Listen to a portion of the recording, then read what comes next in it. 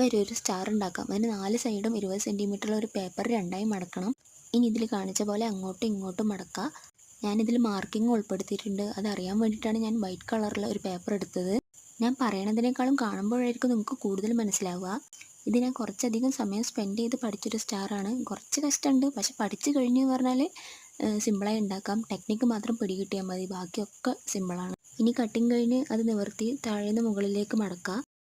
ഞാനിവിടെ അത് മാർക്ക് ചെയ്യുന്നുണ്ട്. അതുപോലെ 5 സൈഡും നമുക്ക് മടക്കിയെടുക്കണം. അതിനുശേഷം അതിൻ്റെ ഉള്ളിൽ ഈ ഒരു ഷേപ്പ് കിട്ടും. 2 സൈഡും ഞാൻ അറിയാൻ വേണ്ടി മാർക്ക് ചെയ്തിട്ടുണ്ട്. ഇതിൽ കാണിച്ചിരിക്കുന്നത് പോലെ ഓരോന്നും ഉള്ളിലോട്ടായിട്ട് ഫോൾഡ് ചെയ്യുക.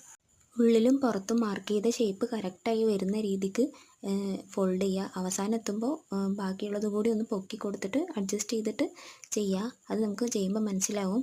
ഇനി അത് തിരിച്ചു പിടിക്കുമ്പോൾ ഈ ഷേപ്പിലാണ് ഉണ്ടാവുക. അത് ഫോൾഡ് ചെയ്യുക. ഇത് വലിയ കഷ്ടപ്പാടൊന്നുമില്ല, സിമ്പിളായി ചെയ്യാം. അപ്പോൾ ഇഷ്ടപ്പെട്ട ലൈക്ക് ചെയ്യുക, സബ്സ്ക്രൈബ് ചെയ്യുക.